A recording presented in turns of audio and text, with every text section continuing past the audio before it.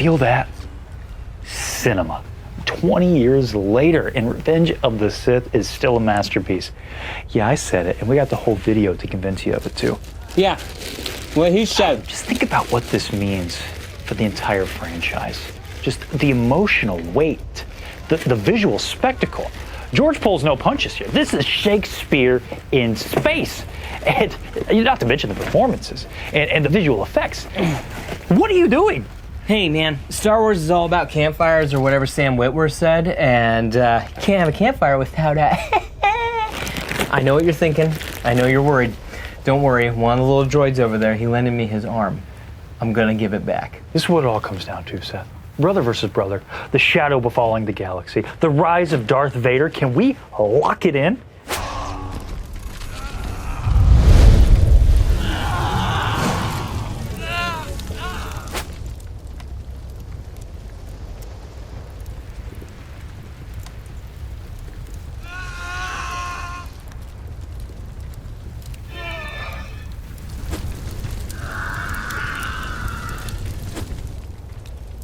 Dude, that's so messed up. Win on Mustafar. Give me the friggin' stick. Let's step back in time to 2005. Hello there. With Connor. I guess this is where the fun begins. And Seth. It's time for Beyond the Dune Sea's Revenge of the Sith Strikes Back. Welcome back, ladies and gentlemen, to Beyond the Dune Sea, a show all about Revenge of the Sith and beyond. My name is Connor. Yours tastes funny. Kind of tastes like when you heat something up with butane. You know, got a twang to it, that's for sure. Like leathery burnt bacon. Yeah. Anyway, I'm Seth. Enjoying some s'mores out on Mustafar is a great way to celebrate the 20th anniversary of Revenge of the Sith, as we've been doing all month. And we're concluding today by reviewing the movie itself. How fun is that? Doesn't happen very often. No, I saved this one. I do. Yeah. This is it's one of my favorite movies. I was going to say, it's a special movie. Why don't you do us the honor of kicking off our conversation with a nice one-ish minute review. Take it away. Me? You're too kind. Revenge of the Sith. What can I honestly say about this movie that hasn't already been said? Star Wars has a rich history in themes of mythology, history, literature, and religion. This movie leans so hard into the idea of myth. The first time we heard about it was like a myth from Obi-Wan, that wizard out beyond the Dune Sea. When the other prequels stumble and sometimes find it hard to find their footing, Revenge of the Sith, it hones it right in. It starts out as this giant galactic conflict, you know, a Star War, if you will, but then is whittled down to this idea of a man trying to find his place in the world and gain control over his reality when everyone's tugging him in 3 different directions. This movie has incredible action, effects, and themes. Depending on where you watch it in life or when you watch it in life, you're gonna get something different out of it every time you watch it. And in that fiery third act that's full of tragedy and pain, we see the rise of one of cinema's greatest villains. But with the rise of that villain comes the birth of a new hope and leads us right into the original trilogy. How about you? Well, 1 minute review. This is where the fun begins. This movie is epic. And I don't mean that in the casual sense. I mean it in the literary sense. An epic is a grand sweeping tale about extraordinary people whose actions shape the world for generations to come. And that's what this is. It's a story about tragedy, about love, about betrayal, about temptation, of virtue and sin. It's a parable. It's a myth. It's a fable that we tell each other so that we understand better the world around us. And also, it's fun. That opening, it's thrilling. It's character driven. It's got humor and action. That one-take space battle, masterful. And it culminates in that battle with Dooku that is so haunting, and that's just the beginning. The story unfolds like a space opera, the visual splendor, and yeah, I'll say it, some good, timeless dialogue. But Anakin's fall is the heart of it all. The chosen one brought low by fear and pride. And that final act, one of the greatest in movie history. Brother versus brother, light against dark. But amidst all that heartbreak is a new hope. That a princess is out beneath Alderaan's snowy peaks, and there's a boy watching the settings of the twin suns. In my opinion, this is the Star Wars movie. It's everything these movies have tried to be. It's pulpy, it pushes the bounds of technology, it's action-packed, it's tragic, it's mythical, and it's unforgettable. And every time that I watch Revenge of the Sith, it's like I'm right back there in 2005, sitting on the tailgate with my sister at the drive-in, watching the movie that changed my life forever. Well said. Really, this is kind of a tough movie to talk about, I think, because I don't really know where to begin. This really is one of my favorite movies of all time. I think, too, what makes it interesting is just the idea that, like, when it was made, there was a finality to it.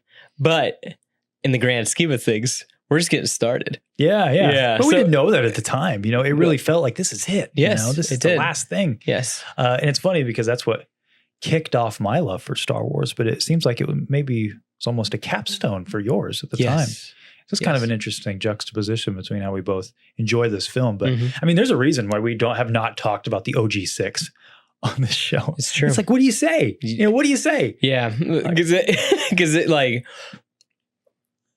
I mean, there's plenty of people that talk about this stuff. So can we really say anything differently? We've often said we're no experts when it comes to Star Wars. We're just two dudes who yap. Yes. And we like cameras and stuff like that, right? So, you know, sometimes those come together in a beautiful way, but other times it's like, what do I write? You know, what do I write here to express how much I love this movie, or how much we do? And so we're going to try. We're going to give it our best. Actually, I rewatched it today. I rewatched it a couple times in this event that we're doing.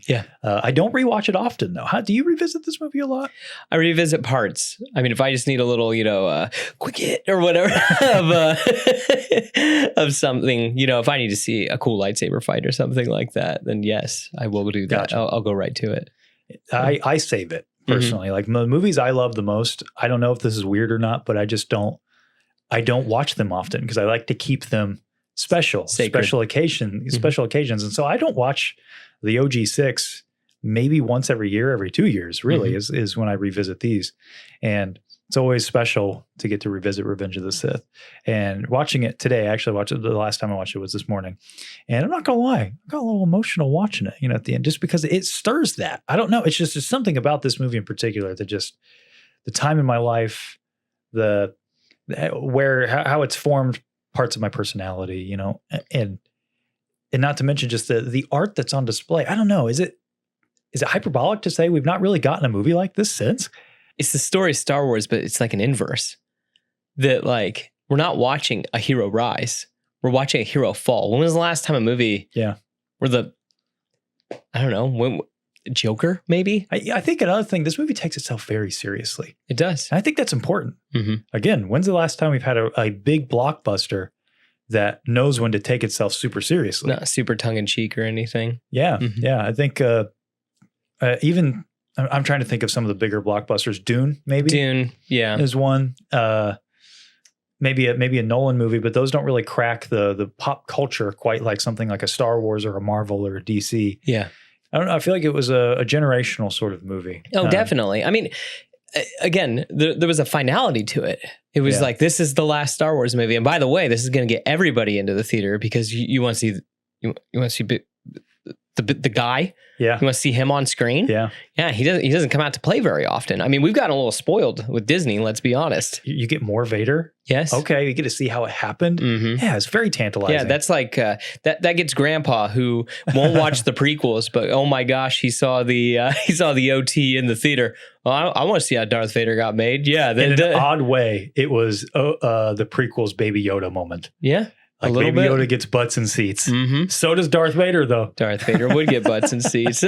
So speaking of putting your butt in a seat, yes, let's talk about that theater experience. I don't want to go down the same rabbit hole we went down with the merchandising that we did a few weeks ago. I'm not talking about that. I'm just specifically your experience watching this in the theater. What were the vibes? What were the moments that you remember? Yeah. And maybe the people you were with. Well, like, set the scene. Gotcha. And just take me back to 2005 when you watched this movie for the first time. Went with friends. I saw it twice in the theater. I saw it because of finals. I did not go at midnight. I went like at 3:30 or whatever when school got out. I think what really stands out is the fact that, you know, when you go into a movie and you've watched the trailer a jillion times and you're like, oh yeah, this has got to be coming. Well, I'd completely thrown that away with this movie. And I can't remember the last movie that I did that with, where like I just couldn't. It was like a blank slate. Like I was just watching and just taking it all in. And the two parts that really got me is when Anakin, and which I've talked about this before, but when Darth Vader's killing the Separatist leaders, when he turns and you see his eyes and they're like glowing for the first time. Like I just remember being like, oh my gosh, he is gone. And just being like kind of freaked out in that moment where it's because, you've got the John Williams doing his thing when piano's on fire that like, is so operatic and everything. And the other moment that really got me was when the Senate first opens up during the Palpatine and Yoda fight, when Palpatine's chamber then opens up and you can just see Yoda's little green lightsaber and you're like, he is so tiny in there. How is he going to fight this? And I think that's what the feeling you were supposed to get, but looking back on it, but like me as, a young man, like just being like, oh my gosh, this is insane. This is so crazy. But those two things really, really stood out to me at the time and still like have stayed with me. I mean, even that shot of Anakin turning, like that's in the trailer. That's in the teaser trailer. I watched that teaser trailer 100 times, but I'd completely forgotten about it when it happened. Like I wasn't going like, well, when's this going to happen? When's this going to happen? I was so sucked into the moment. So how was your theater? Was it kind of uproarious or was? From what I can remember, I mean, we pretty respectful for the most part. Yes. Silent. Hear a pin drop. Perhaps. Yes. One of those experiences. Yes, very, very much so. Did it feel like everybody was watching, like, they were watching something special? Yeah, I mean, again, we were holding it in reverence because I think that too, that like we're a little spoiled nowadays. I mean, this is the last Star Wars movie. That was how it was supposed to be. Yeah. So I think that, and also, this is still, the internet was very young at this time.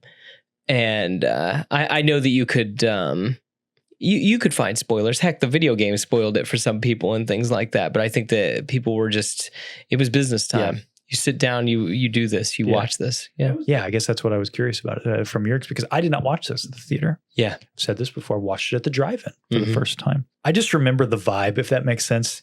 Like it just was a very formidable just moment, like a core memory, because of I loved going to the drive-in anyway. And so this was like the best experience I've ever had at the drive-in. It was always special when we got to go. And I went, and the one image that's like, it's burned in my brain is General Grievous fighting Obi-Wan on Utapau. I don't know why. That's the image in my head that I like really stuck with me. But of course, and then the lightsaber duel. Were you just that enthralled with General Grievous as a kid? No, not really. I don't know why that's the image that's in my head. It's just when I think about it, that's the first image that pops up is that on the screen. I don't know why. Yeah. I was obviously very taken with the Mustafar duel as well, having the toys and playing the Hasbro game on the Flash game on the website. Yeah. That was always my thing. But speaking of that opening, I got a trivia question for you. Oh, okay. You see this behind me? That's yours, actually. Yes. Star Wars Trivial Pursuit game from 2005, and it or maybe 2006. I don't know. Around that era, you see the blue, you see the fire. Yes. You know what it's from. I see that helmet. So here we go. We're gonna test your knowledge. Okay, cool. Who's the first character to admit having a bad feeling about this in Revenge of the Sith? Oh, I thought this was a softball. Am I going to get you on turn one here? Is it Obi-Wan? It is Obi-Wan. Okay, all right. I have a bad feeling about this. Yeah, it's right. As they're about to go into the invisible hand, he's like, have you noticed the shields are still up? Yeah. Sorry, Master. Yeah, that's what I was thinking. Yeah, okay. That's it. Okay. Star Wars really isn't a science fiction film. It's a fantasy film, a space opera. Before we dive in to the meat and potatoes here, talked a little bit about our experience. We're going to talk deep about the themes and the plot, all that stuff. But first, there's something else about this movie that I find unique. It's more unique for the era, and that's the presentation, how it looks. Have you ever noticed that this movie, there's a look to it? It's that beautiful blend of practical sets along with CGI. In very saturated colors. Yes. That's another thing I noticed. It doesn't look like the other movies. No, it doesn't. Especially even looking at Attack of the Clones and Phantom Menace, it doesn't look like the other ones. Yeah. Well, Phantom Menace was still shot mostly on digital, I think, or on film. I think that's part of it. And so you still have a pretty good blend of a lot of what's going on in the OT. Yeah. Attack of the Clones was shot completely digitally, and so I think they were still figuring that out. Yeah. Whereas here, the effects really pop. Like I noticed that this morning when I was watching, like when they're on the invisible hand, for example, in confronting General Grievous, those lights on the floor, those green lights, very saturated. Mustafar, very saturated. Their lightsabers are the bluest they've ever been. Yeah. You know, they have a specific look in this movie in particular. You know, we've said many times how that era was like the perfect time for CGI. No one, artists today, they're pushed to the limit and they have like a jillion different things that they need to, you know, hey, can you take this sandwich out of this guy's hand? Like that kind of stuff, menial stuff. Like this was a tentpole movie. It was Lucasfilm at its height. Yeah. The thing I want to point out is just like how good like Grievous still looks. Yes. He's like Davy Jones in the sense that like there are times, sometimes you can tell that like there's nothing there, but there are times where it's like, especially that close up on his eyes and when you see his guts and stuff like that, that it's just like, wow, he looks like a very real thing that they're all interacting with. Yeah. Yeah. And Yoda too, I mean, looks pretty good. I think he holds up really, really well. Yeah. The last thing I want to mention is, again, guys, just watch this movie. You kind of mentioned it. Rewatch this movie paying attention to the shadows, because it's crazy the amount of like thought that went into that, with like people walking into shadows when they say certain lines, people being covered, Anakin's face being half covered. And it's when she tells them that that she's pregnant, they're covered by shadow. Like it's just because it's their secret. Like it's just, there's a lot going on. There's so much going on screen with this movie. When it's not action, this is definitely built like a stage production. That's what's, I think, one of the most fascinating aspects to this movie, but also, how do I want to say this? It weirdly makes it timeless because the stage is like the oldest form of like this kind of art, right? Yeah.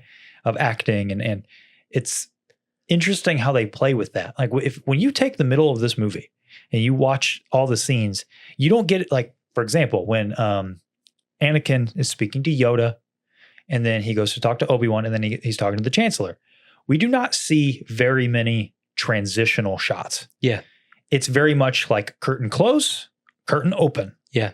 And that is such a unique thing with, I don't know that I've ever seen another movie that really does that. That's not a specific adaptation of a play. Yeah. But that's so. Well, you just save it on time. This movie was like 5.5 hours. And so it's just, it's interesting where he decided to make cuts and where he didn't decide to make cuts. But it changes the flow quite a bit. It's, like I said, it makes for a very interesting viewing experience. And maybe it's because I've watched the movie a million times. Well, not really. I watched it, a few dozen times overall in the course of my life. Sparingly. Surprisingly. Yeah. You will curtain close and then he's in the apartment with Padme. And then it's like, they almost wait. It's like, there's one scene, and which one is it? It's when they're both sitting there and she's saying like, have you ever thought about if we're on the right side? That scene. Curtain opens. There's a few seconds of nothing. Yeah. Well, even that part where he's all like, where she's like, they're in her bedroom and they're hugging and he's like, no, I promise you. And it holds for a minute and then it transitions. Yeah. It's like, it's literally waiting for curtain to open, curtain to close. Yeah.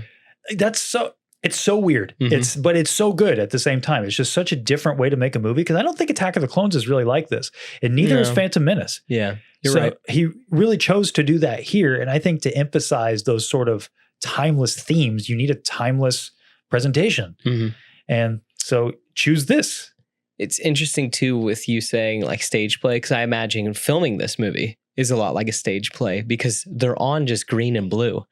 Yeah. All they have to act off of are their cool costumes, basically, and maybe it's not a few intentional. props. Maybe it's a byproduct of that. Yeah. I don't know. Like plays, like those traditionally, not a whole lot of props. It's just up there, a little bit of costumes. Yes, outward. You notice this as well. Like by contrast, I think you notice it the most because in the middle of the movie, there's not a whole lot of breaks. There's when you meet General Grievous for the second time when he's making his phone call to Darth Sidious and John Williams is out there on this fire piano. Yeah. Ridiculous. It's like George walked in and was like, John, he's just having a Zoom call with his boss. You don't have to go that hard. And he's like, give me a second. Yeah, can't help dun, it. Dun, dun, dun, dun, dun, dun, dun. Oh, dun, dun. Oh, dun, dun. So good.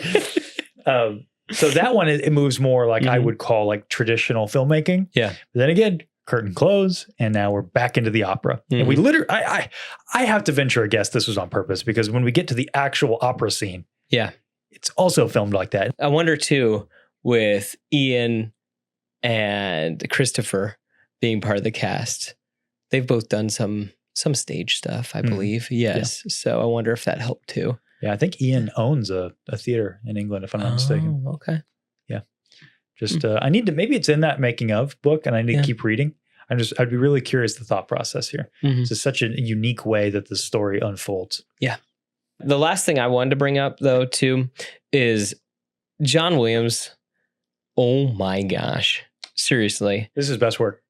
I don't know if it's my favorite, but it's definitely awesome. And it's like, he's writing this like it is the last one. It's crazy. Just the fact that this one stands out because it's so atmospheric. Like as opposed to the other ones, it feels very experimental. Like he's got a lot going on compared to like, just when you really compare it to the other 5 that came before it, it does have a very, very different sound. And I love the fact that he doesn't really lean into the old themes. Yeah. That like he saves them. Yeah. Well, he's not crutching on that Imperial March. I feel like that you could be playing that all the time. And they do it all the time in the Clone Wars.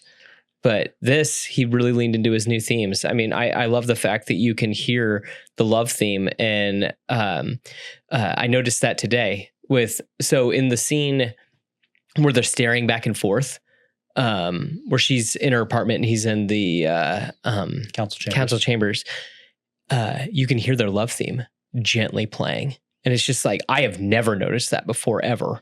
And it's just like, I just had the soundtrack just turned way up. And so just looking for things like that, it's kind of crazy. Yeah. To be honest, just kind of crazy. Now I have a question for you. Who predicts that Anakin Skywalker will become even more powerful than Master Yoda? Darth Sidious. Chancellor Palpatine, but yes, Darth Sidious. That's right. It would be Emperor Palpatine by that point. Thank you very much, Trivial Pursuit. Chancellor Palpatine. Sense great fear in you, Skywalker. You have hate. You have anger. But you don't use them. The opening act, starting out with the bombastic boom, boom, boom, dude. So freaking good, dude. Now we're getting into you're just gonna hear me say this over and over and over again. So good. It's so good. It's so good. What a way to open a movie. I mean, it's arguably the best opening to the Star Wars. No, it is. There's no argument. I mean, dude, the blockade runner's really sick going over with the That's with the Star iconic, Destroyer. but no, it's really cool. This is better. Yes, it is awesome. That 2-minute tracking shot is insane. It's so good. Yes. I love how it slowly reveals each aspect of what's going on in this scene. You get the Venator, but you don't know it's a battle yet. Zoom, zoom. You get the interceptors. Then as soon as they go underneath it, oh my gosh, this is a Star War. Thousands of battle droids. So good. Yes. And man, this does everything you need. This is one of my favorite openings of any movie.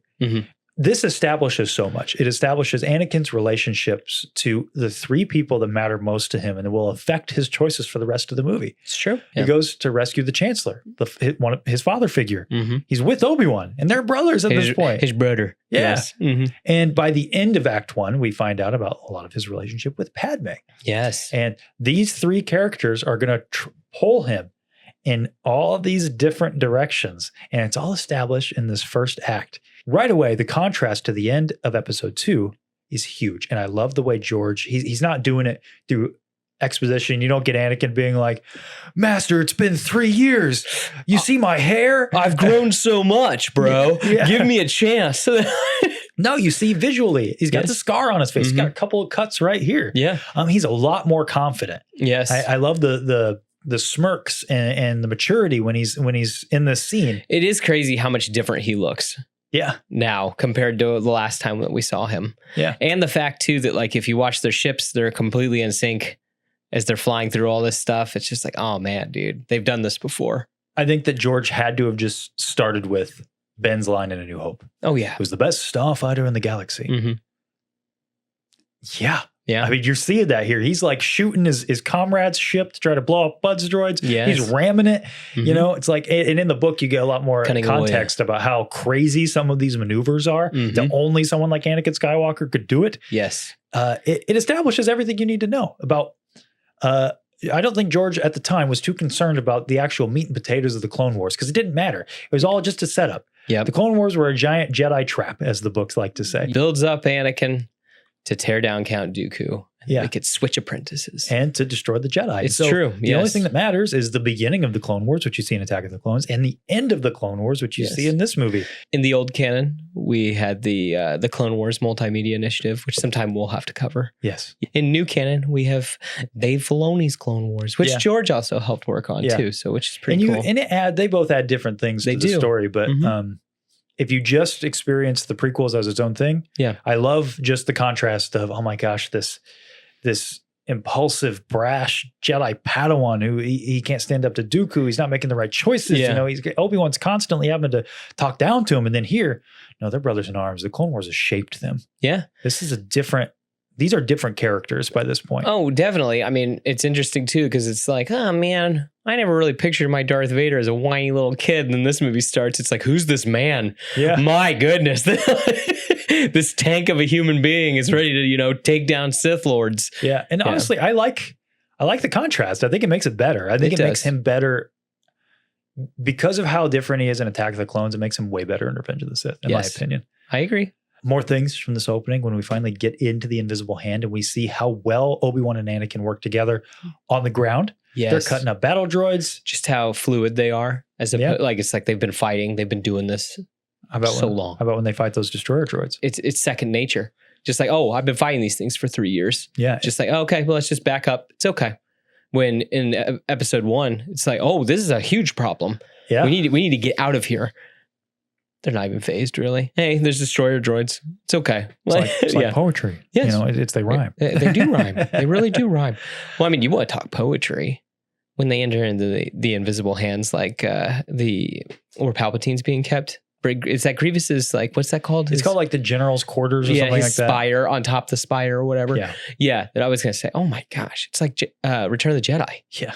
It's all like Return of the Jedi. It's insane. Like all the parallels that are going on with that. It's crazy with like, oh, well, you know, that it's just flipped. Palpatine's the prisoner rather than the prisoner being brought to Palpatine. Yeah. And it's just, oh my gosh, it's crazy. Like even the same conversations are kind of even happening. We establish all of his relationships with Obi-Wan up until this point. And now we need to see the crux of Anakin's problem when we encounter Palpatine. And that's fighting Count Dooku. And it almost has that effect of... other movies have done this to lesser effect. Like I think of the Hobbit trilogy, which I know it's a different beast. The book is better because it's shorter. But if you just watch those movies, it builds up Smaug as this massive threat. And then he's just dead in the beginning of the third movie. Yeah. Whereas Count Dooku, I like the approach here because you realize like, oh shoot, it's not about Count Dooku. Yeah. This movie's not about taking him down. Yeah. And the fact too that like Anakin says it at the beginning, my powers have doubled since the last time we've met. Oh, okay. Yeah. And you get to see it. Yeah, you're like, he's never not confident during that fight. Yeah. I mean, he takes him down with relative ease. It's true. And Dooku's backpedaling most of the fight. Yeah. It's kind of wild. Yeah. Yes. And I think after having read the book and now watching it with kind of new eyes, I think you get a lot of that inner monologue with Dooku when he looks to Palpatine. The book obviously fleshes that out quite a bit. It spends a few pages on it, but that realization that sets in when he looks to Palpatine, like, oh, this is what I'm here for. Oh, this wasn't the plan. The plan was that I was supposed to turn him. Yeah. Oh, okay. Yeah. Great. How does the book put it? That Count Dooku realizes that the point of all of this was to be Anakin's first, but he suspected not the last cold-blooded murder. Yeah. And that scene is also foundational for the rest of the movie because you get Palpatine's dialogue about it's too dangerous to be left alive. Yes. Who's going to say that later? You even get the voice crack that do it. That it's like, oh, he's like not even afraid to be letting it slip. Yes, he's not even afraid to be out in the open. Yeah. That the shadow's growing. Yeah. Over Coruscant. I do real quick. This is something that really caught my eye, this viewing. Everything to do with Anakin and building him up as like the perfect Sith weapon is a massive gamble by Palpatine, obviously. In this moment in particular on the Invisible Hand, I wonder if Palpatine was like, I might die here, not because of what I'm doing to Anakin, but because of everything else. Oh, just that the ship could fall. Yeah, I mean, definitely. It's insane to watch, you know, the Sith Lord running around with Anakin and Obi-Wan going into Grievous's quarters. He throws the shot in particular that I'm thinking of was when Grievous is like, "You lose, General Kenobi." Throws it at the window. Could have gotten sucked out. And then it shows Palpatine like, holding it. I'm like, I don't know if that's performance on Palpatine's part. I wonder if he's like, mother effer, I'm about to die because of this. Even in the deleted scenes, there's like a scene where like they're tightrope walking on something. He almost falls, and then Anakin has to grab onto him, and it's just like he's like, like that could not have been part of the plan, right? No, definitely not. Just I would love if they ever do a certain point of view book for Revenge of the Sith. Oh, that'd be great. I want to hear it from Palpatine's perspective, because I wonder if he's like, man, I calculated everything. Yeah. Anakin is on the trajectory that I need him to be. I didn't expect this friggin' ship to break in half. True. Yeah, I was gonna say that. I didn't expect that they'd keep shooting at each other with everybody on it. Yeah, like come on, guys, the Republic, you guys know I'm on this ship. You're not supposed to break this thing up. But there's something else going on while the battle for Anakin's soul is happening. Yeah, there's another hero on that ship that's doing something. He's having his own adventure. Does he talk in boops and beeps? He never eats. He never sleeps. He only speaks in boops and beeps. Yes, it's R2-D2, folks. One of my personal heroes. But this is his best movie. It is. And what I like too is R2 is one of George's OGs. And I like that he gets to shine in it. Yeah, he gets a moment. Yes, I think that's so cool. And I remember talking with my English teacher, because she asked me, did you go see the movie? I was like, of course I saw it.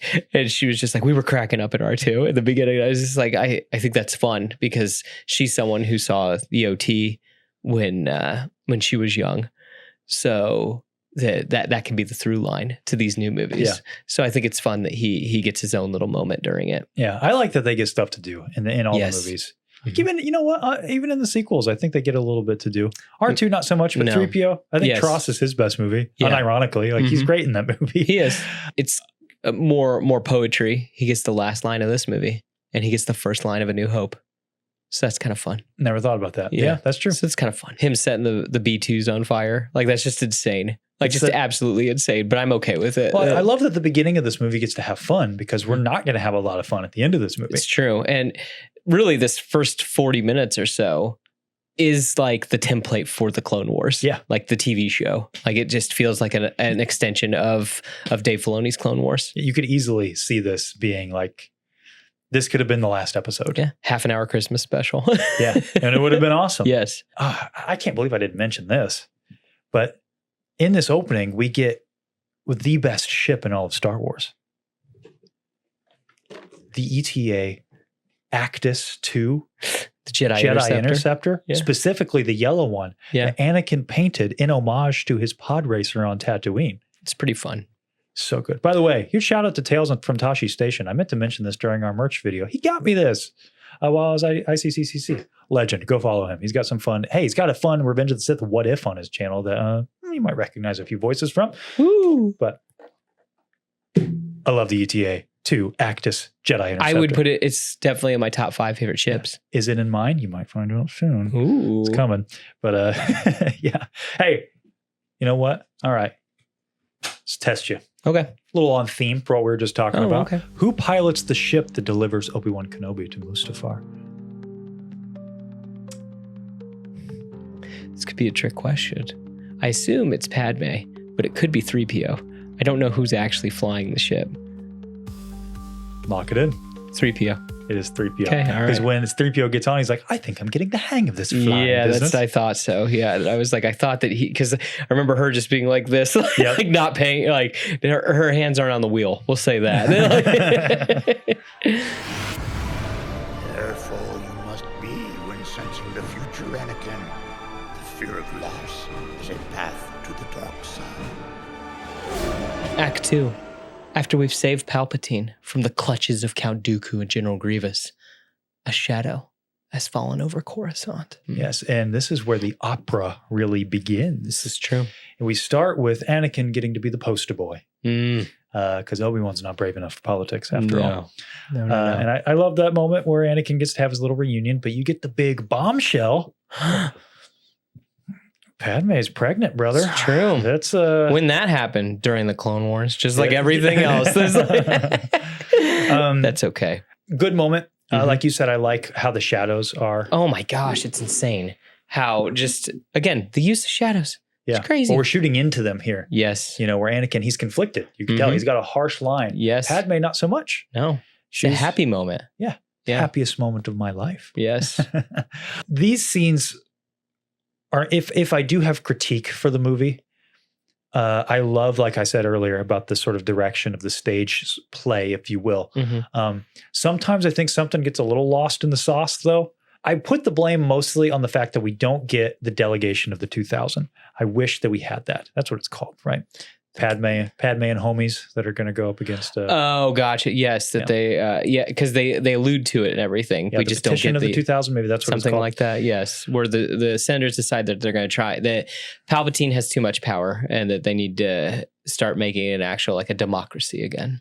I think that a little bit is lost in that front because one of the scenes we get of Anakin and Padme when she's like, I brought it up earlier, she's like, are we on the wrong side? It kind of feels like it comes out of nowhere. Yes. If you don't have the context rest of it. Yeah. And everybody's like, man, Palpatine sucks. And Anakin's like the audience, I feel like, well, we know he's Darth Sidious, but this is the first time we see everybody against Palpatine. He's like, he's the man up there. He's George Washington. Yeah. He's like out there fighting the good fight. Yeah. But now it's like Obi-Wan and Padme and everybody's like, Anakin, Padme, or Palpatine kind of sucks. And he's like, what do you mean? Where did this come? Like, he's a good dude. He's a great man. Yeah. Yeah. Don't ask me to do that. So I wish that we would have gotten a little bit of that vote, because you get like a throwaway line from Obi-Wan where he says, the Senate's set to grant more powers to Chancellor Palpatine today. And he's more like, yeah, that's powers. a good thing, Yeah, right? He can end this thing. Yeah. And Obi-Wan's like, no. Be wary of your friend Palpatine. Really interesting, the sort of, we go from one to the next to the next. But here's where we get a lot of the manipulation. Oh, yes. By Palpatine. You get the famous, take a seat, young Skywalker. And I really tried to pay attention to how Palpatine starts puppeteering. Because now he's got Anakin where he wants him. And so he's starting to move. Yeah. Like, all right. I mean, he's puppeteering on the invisible hand, too. Yeah. Yeah, it's crazy. Just like, I mean, he's got his clutches in him. I feel like specifically with Anakin, though, he's like, okay, you're ready. It's time to really start moving things into play that cannot be undone. Yeah. Right away, we have and the confidence, by the way, when he's on a Zoom call with Grievous. Like, soon I will have a new apprentice, one far younger and more powerful. He knows it's going to succeed. Like the confidence of Palpatine, and positioning Anakin to be on the Jedi Council. Knowing that he wants to be a master, knowing that the council doesn't appreciate him, knowing that he's going through this other stuff. And that does. And knowing that he's pushing it too far, that the Jedi aren't going to let him have it. Yeah. Yes. Yes. Because it's like, I'm not making you a master. You're just my personal representative. It'll put you on the council. Yeah. That it's like, it's almost just a perfect storm. Well, it does one more thing too. Palpatine knows who they're going to send to fight Grievous, because let's be real, who's controlling that information? It's Palpatine. Palpatine knows where Grievous is. Yeah. So once he positions Anakin to be on the Jedi Council as his personal representative, Anakin can't leave because he knows the council doesn't trust him. So they've got him on another assignment, sort of a double agent. So but guess what? Now we know where Grievous is.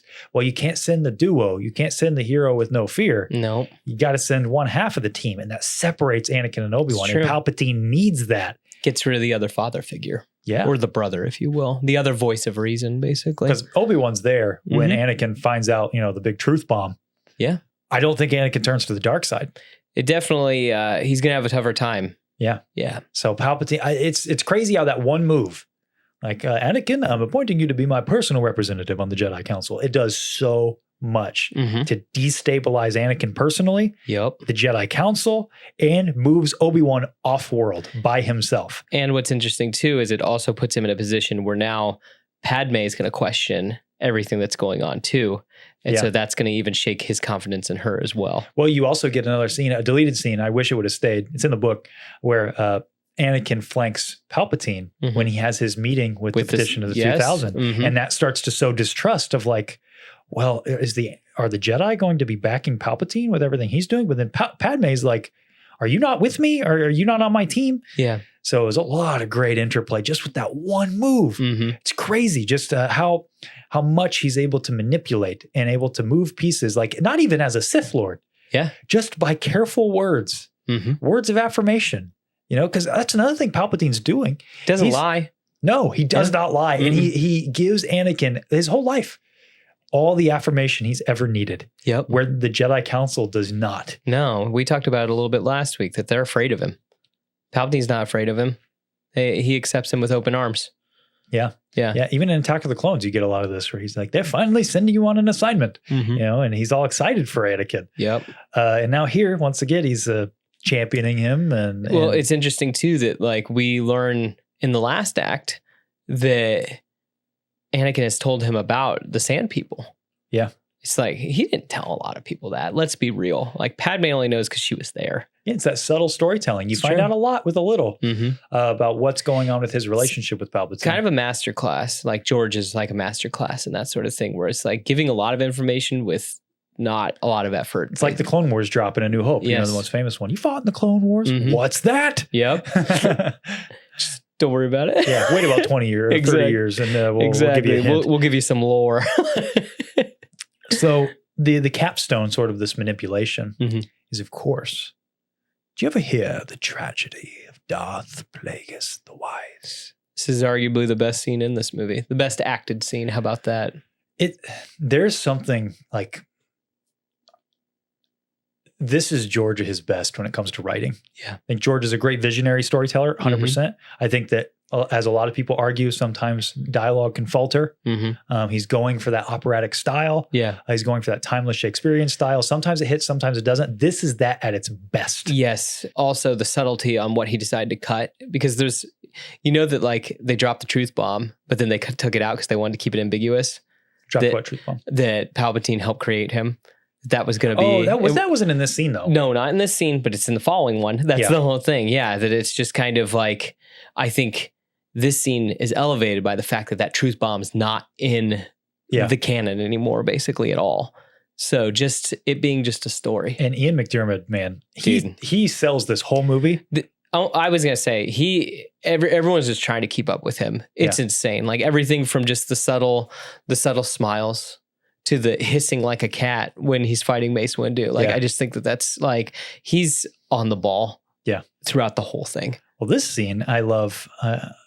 How he's reveling in this story, and he's letting the mask slip, and he's getting more and more confident. Yep. Like Anakin could figure it out right here. Yes. I don't think Palpatine's like, I don't care. I'm so in my moment here, and bragging. Yep. The story, because I mean, the best parts in this movie with Palpatine are when he's speaking double speak. Yeah. And here he's doing three things. On the surface, he's just telling Anakin a little story. Just telling him a little story, and Anakin's just listening along. Just a tale, a tall tale. The first surface level thing here is that he's trying to manipulate Anakin and saying like, oh, maybe outside of the Jedi, there's a way to stop people from dying. Maybe, maybe if we explore that. But then the third thing is just for himself. Yeah. It's bragging. About killing his master. Oh my gosh, that's so good. Yes. I love that this is really the only backstory we get for Palpatine in these movies. That's all you need. Senator from Naboo. Yeah. That's basically all you need. I like too that this seems like one of those times where like the term drunk on the dark side happens a lot. I think this is one of those times where he doesn't care. Yeah. He's just going to that's what like, and I think that's when the best acting happens, when he's like drunk on the dark side. Cause I think the same thing when he's, when he has his confrontation with Windu. Yeah. Also a little bit of drunk on the dark side there with his acting. Well, I think he's reached a point where in this movie, he's reached a point where his plan where there is no stopping him. Like if anything goes wrong at any moment, it doesn't matter because he's got enough chips in play. He can't lose. And he's risen to power so high that it's like, it's not like, what are they going to do? Arrest me? They can't arrest me. Another thing the book positions that I love is that when Windu goes to arrest him, they're like, you're a Sith Lord. And he's like, so? Yeah. Like, what? That's not illegal. And it's like, that's a great point. It's true. It's like, well, when did we don't have any prejudice against religion in the Republic. It's like, oh, Oh, Because okay. we view all this through the Jedi's point Yes. of view, but really when it comes down to it, if Palpatine was outed in an instant, he could be like, so to the Republic, because they all trust him Yeah. inherently. Like, it's the Jedi with the problem. Yeah. You guys have watched them turn from peacekeepers to war criminals, Mm-hmm. and I've been over here doing my best to stop this war. Yeah. Who cares about my religious beliefs? Yeah. You know? And so I think at any point, it doesn't matter. Now, he hopes he has a particular outcome that he wants. Oh, and yeah. He gets it. Yeah. But I love these moments where he gets to just revel. Oh, yes. Just revel in what he is and what he does. Yes. I think it was Cosmonaut brought up that, 4 evil turns in this Oh, yeah. scene. Yeah. There's 4. Yeah. I mean, he's the devil. Yes. You know? Oh, He is the oh my devil. gosh. He is that forbidden fruit. He is that devil on your shoulder. He is that, but then, if you take the devil's hand, what happens? You get burned, literally. Yeah. Yeah, I mean, like any Faustian agreement. exactly. Right? You get to see the true face after you've made the deal. It's true. I want to ask you a question about this, though. So Okay. all of this stems on Anakin's fear of his wife dying. Yeah. Do you think these visions were nudged by Palpatine? Did Palpatine assist in that, or does he take advantage of the situation? I think he takes advantage of the situation. You I think could so? see that, but at the same time, it's like, then was he the one giving the visions of his mother? Hmm. Or maybe because he knew about that, Mm-hmm. he's like, maybe I can do this thing too. Yeah. I do know that originally it didn't make it into the movie. Palpatine was going to say more on the invisible hand. Like he was going to yell out to Anakin that Dooku told the Sand people to kill his mother. Yeah. Yes. So it's just kind of, I mean, maybe he manipulated that, but it kind of feels a lot like Well, how does he know? I guess how else would he know that what? that Anakin is in fear of his wife dying because of his dreams? Oh, well, I mean, Anakin's going to tell him. You think so? You think he told him off screen I think he would. in those couple days? Definitely. Interesting. Okay. I think so. I mean, I think they need stuff to talk about. No, he can't, because when he says to save your wife from certain death, Anakin's like, what did you say? I Yeah. don't think that's even a secret Anakin is told. In fact, in the book, we know that too. Palpatine reveals that he only knows because he's like, Anakin, like I was a senator from Naboo. Yeah. I knew that you guys got married. Yeah. Because it's kind of a weird foil to Obi-Wan's confrontation with Padme about it. Mm-hmm. So he definitely didn't know that they were married. So I don't think Anakin would have told him that. I mean, maybe he did it. It just kind of also feels like the argument where it's like, do you think Palpatine siphoned her life to save his? Well, that's a different argument. I mean, no, it feels like that kind of argument though. And I'm like, maybe. I feel like that's too much. Like that's too much. Gives him too much omnipotence. Yes. Where it's like, oh, then literally he couldn't be stopped. So maybe Anakin gets the vision, and Palpatine, because of how attuned he is with Anakin, gets it too. Like, Yes. oh, I can use that. or I can something use like that. Yeah. Or just the fact that, we were getting to a point where something like this was going to happen to some degree, that Palpatine was in like a no-lose situation, basically. Yeah. Well, before we move on to the next moment, which is, the turn, the fall, Yes. do briefly, because we're talking about the opera style of this kind of act Yes. of the movie, the dialogue. Yes. So love is blind, did you? That's not exactly what I said. Yeah. You're not into this. Some of it I'm not. And I wonder if he was manipulating scenes, because we know he did that, or like he was taking different takes and trying to like combine things. Because it does seem like sometimes when lines are delivered that they aren't followed by the lines that came before them, if that makes sense, or the takes that came before them. So sometimes it is a little cringy. It's not as bad as Attack of the Clones, but there's some cringy moments. I'll defend this. It's fine. This is the hill I die on with these movies. I think that this kind of dialogue definitely has a place. Yeah. And I think it's executed way better in this movie than it is Attack of the Clones. Yeah. But I think people mischaracterize the purpose behind it. It's not just bad dialogue, quote unquote. It's meant to evoke a certain style. Like it's like this stage play we've been talking about. It's meant to evoke that style for sure. It's meant to, people don't talk like they do today, in this galaxy a long time ago. Yeah. That's far, far away. And that's one of those things that makes it special, is that like, he had the opportunity to have disco in the first movie. Yeah. Thank goodness he didn't. Yeah, because right. it makes Star Wars timeless. Yeah, would have dated it instantly. Yes. Right. Twisted by the dark side, young Skywalker has become. Act 3. This is where the fun stops. Yeah, definitely. Like, it's not fun anymore. This is where, if you're crying, is where it gets serious. And this is where this film really, real tears.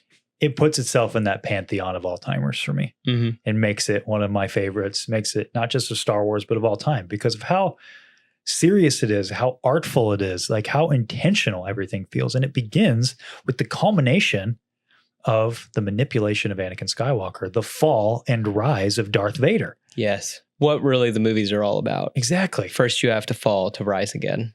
And we start with this confrontation. Anakin is going to, he speaks to Palpatine, and Palpatine finally lets it all out. Yeah. This is what I am. And Anakin tries so hard to do the right thing, but it's a no-win at this point. Yeah. Because, I mean, really go down the other path. He goes to go get Mace Windu, and he decides ultimately to not get involved. Yeah. Then Palpatine kills Mace Windu on his own. And, and then if his wife dies, the Jedi just go, yeah, sorry.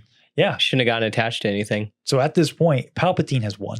100%. It doesn't matter. I mean, Anakin could theoretically strike him down right there, and maybe he would be successful. But then why'd you kill the Chancellor? Yeah, Anakin Skywalker. Yeah. Yeah, then he's screwed. So, well, he screws all the Jedi. That's the whole, in doing so. Yeah. If they create a whole nother war, that Palpatine is the only thing that's keeping, the Republic on balance, if you will. So before we get to the specific falling of Anakin Skywalker, I do want to briefly touch on this confrontation between the Jedi Council and Palpatine. Notice real quick the contrast. The end of Attack of the Clones, Anakin and Obi-Wan are going to go fight Dooku. And Obi-Wan's like, wait, we'll take him together. I'm taking him now. And they rush in. Yeah. What do? They lose. What does the Jedi Council do? The first thing that they hear that, oh my gosh, Chancellor Palpatine's a Sith Lord.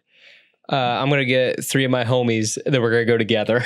Right away, yes. Even. Like the book stretches this out a little bit. In the movie, it's not the case. He gets right onto that gunship, and they're all 3 right there with him. I don't think you see Kit Fisto, but you see the other 2. Yeah. And they're right on their way. And the lightsabers out immediately, no discussion, because the Jedi Council is taken with arrogance, especially Mace Windu in particular. Yeah. And so when he arrives, that's another moment where I think Palpatine's just like, oh man. Yeah. Yeah. Oh, again, I can't wait. This is one of those things that's like, I think he can't help it anymore. He's on the wave of the Force. The dark, it's like, okay, I have set everything up that I can to succeed. Now it's up to the will of the Force, if you will. Yeah. Yeah. And I'm trying not to talk about the book too much, but this is excellent. You brought it up. We talked about the book. The Shadow? The shh. Oh, moment. Dude, that's so crazy. Yes. Palpatine he turns on a recording device. Yep. And he's like, help me, as he's killing the 2 of the Jedi. Yep. And then as soon as he's done with that, he stabs the recorder that just goes, shh. And then that's enough of that. Yeah. And then starts fighting Mace Windu and Kit Fisto. Yeah. It's so good. Yes. Because he doesn't get this opportunity that often, because as a villain, he's best served as it's not even that he's Darth Sidious that makes him powerful. Yeah. It's everything else about Palpatine that makes him powerful. It's true. The fact that he's 3 steps ahead of everyone. Yeah. Yeah. And he's thought it through. And it's just really cool to see him get to cut loose like this, because even in Return of the Jedi, I mean, yeah, he shoots some lightning, but yeah, he's just pulling strings and being a master puppeteer. That's what he's really good at. But it is cool to be like, oh, okay. He can fight too if he needs to. Yeah. Yeah. And I love the fight. I know it's not the most choreographed or anything, but just the stakes of it feel very real. Yes. And then when Anakin arrives, I stand by. I think Palpatine loses the fight. I think he could outforce Mace. I don't think there's even a question. Yeah, 100%. I think he could probably win that. I think that in a lightsaber duel, I think that Mace probably has him. Maybe. Yeah. I don't know. It would be interesting. I think that they create kind of a perfect circle. A perfect circle where Palpatine's putting out so much dark side energy that it just may be like an infinite loop, basically, because Mace is sending it back at him, basically, with the pad. But yeah, I don't know. But at the same time, Palpatine's kind of set everything up that he knows. Yeah. Yeah. Well, this is the final gambit. This is it. It all rides on this. It's true. Palpatine makes a heck of a choice here. You don't hear a lot of inner dialogue like in Star Wars movies, but you do hear during the scene where Anakin and Padme are staring back and forth, you hear dialogue. Voice, Yes. So maybe that's him putting that there. Oh, I'm sure it is. I'm sure he's pulling Anakin over. But I'm saying the gambit on Palpatine's part is that Mace could kill him here. He could. He could 100%, like one That's wrong that, move. That's that riding the wave. Yeah. I think that he can't help it at this point. That it's just like, especially too, that like he's not that part where he's, he's having a good time when they're on the window. He's is he stabbing and stuff like that. And then the part where he stops and he hisses at him like a cat, where it's just like, dude, this isn't the same guy. Like this is like kind of like how we eventually see his true face. That's already peeking out through the performance. It's like, his voice is changing. Yeah, exactly. That's the whole, are you threatening me, Master Jedi? Yeah, that's just, and dude, the sound of his lightsaber coming from his wrist, that's so cool. Yeah. It's good stuff, man. It's great. It's good stuff. I would love to see the original cut of this where Anakin's in there with him. And he takes Anakin's lightsaber. Yes, I just want to wonder how the conversation went down like that. Yeah. Yeah. That Palpatine needed to defend himself, so he used Anakin's lightsaber. Yeah. Because in the lore, Palpatine thinks that he's above lightsabers. Mhm. That he doesn't need it anymore. So it is kind of interesting that he has 2 lightsaber fights in this. Yeah. Yeah. I kind of like it though. What, that he fights? It almost seems like he's mocking the Jedi with it. No, but Like, that this is your Jedi weapon. Because Yeah, you get no. that in Return of the Jedi, it's like, I don't need this. Like, Yeah. okay, I'll fight you on your terms and still show you that I'm better than you. I mean, that's why he has them, or that's why they practice with them, to be able to make a mockery of the Jedi. But still, it's kind of interesting, this thing that he doesn't, by canon standards, this thing that he doesn't really like, he ends up having 2 fights with it. Yeah. Yeah. I like that. So when Mace comes in here, he walks in like he's going to fight this enemy from 1,000 years ago. Oh, yes. Mhm. Because that's the failure of the Jedi. It's like, we've been training for this, Palpatine. I got 3 of my homies here with me. We know exactly what you are. We beat you guys 1,000 years ago. We're going to beat you again. And Palpatine's like, you never fought anything like me. It's true. Because we, unlike you, adapted. And that's why we survived. Well, it's kind of very much like, to quote your favorite Star Wars movie, I am all the Sith. Yeah. Literally. True. I'm at thousands of years of teaching. Yeah. Bring it. That you are one man. Exactly. It's kind of crazy. He's beaten them. He's already beaten them politically, Yes. which is the strength of the Sith at this point. Mhm. But now he's going to show them like this Jedi weapon of yours. I'm also better with this than you two. Yeah. And it all comes down to that final moment when Anakin walks in. It's so good. Yes. The parallels with Return of the Jedi. Yes. With Anakin looking and Vader looking at Luke, and finally making the choice and making the wrong choice. Well, it's the parallels too with the Count Dooku moment earlier. Yes. He's too dangerous to be left alive. Yes. That right there Exactly. it shows Anakin, out of these 2 men that are in front of me, only you have lied to me and you have told me the truth. And also that line earlier during the Plagueis scene when he says, the Sith and the Jedi are similar in almost every way. Mhm. And Anakin's probably thinking about that. Like, you're right.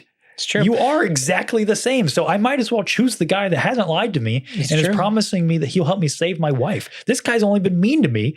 The other thing too is he sees Mace, because this is the other thing. This is like the other reason why I think about it. It's important that Mace kicks the lightsaber out of his hands.